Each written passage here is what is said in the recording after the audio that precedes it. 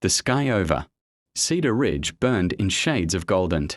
bruised purple as the sun slipped, behind the jagged line of mountains, casting long shadows across the valley and the tiny church that stood at its heart, its bells swaying in the wind as though uneasy about the night ahead. Inside, the pews creaked beneath the weight of townsfolk hungry for spectacle, men elbowing each other, women whispering behind gloved hands, all waiting to see the woman foolish or desperate enough to marry Elias, Thorne, the reclusive mountain man who lived higher than even the bravest hunters dared to roam, a man who descended into town only when he needed supplies or to deliver a stray timber wolf he'd caught, terrorizing the livestock, a man whose silence was as heavy as stone and whose gaze could quiet a room faster than a sermon on sin. And tonight, the air buzzed with the thrill of judgment, because someone had answered his letter, a bride, a stranger, someone no one knew, and as the clock struck the hour, the church doors groaned open, letting in a gust of cold wind and the thin, trembling figure of a woman carrying nothing but a cloth bag slung over her shoulder, her dress threadbare yet carefully mended, her hair braided with shaking hands,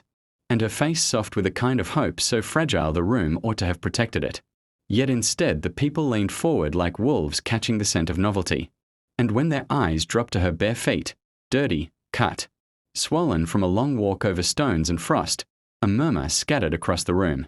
swelling into open laughter, sharp and cruel, bouncing off the wooden beams like hailstones. Lila flinched but did not break, her chin lifting with the stubborn dignity of someone who had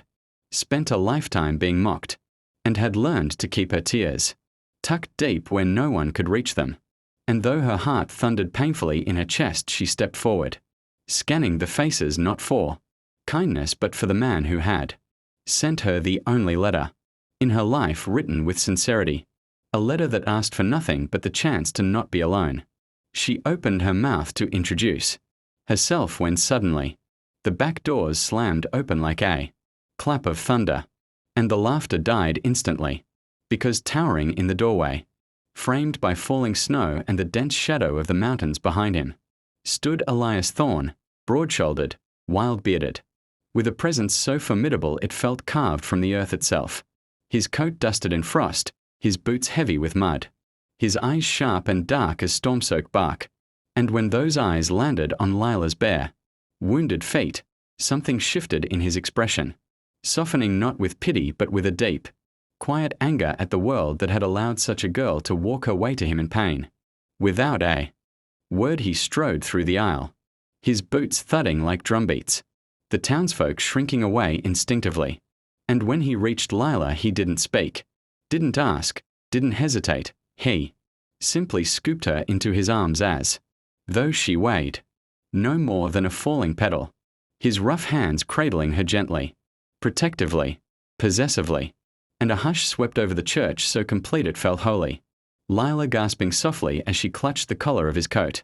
warmth spreading through her chest in a way she had not felt in years. Elias turned to the stunned congregation, his voice deep enough to vibrate the wooden floorboards as he growled, "She walked the ridge alone. She came for me, and no one here will laugh at my wife." And with that he carried her down the aisle, slow, steady, unashamed, leaving behind a room full of faces suddenly burning with the shame of their own cruelty, while Lila, nestled against him, finally let herself breathe,